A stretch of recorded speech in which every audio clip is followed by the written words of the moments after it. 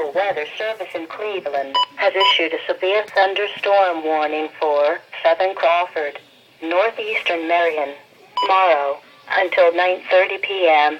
At 8:30 p.m., National Weather Service Doppler radar indicated a severe thunderstorm capable of producing quarter-size hail and damaging winds in excess of 60 miles an hour.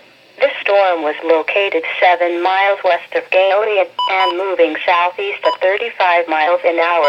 Locations impacted include Mount Gilead, Galeon, Cardington, Chesterville, Sparta. This is a dangerous storm.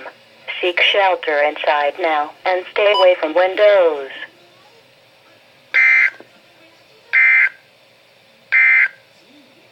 Now looking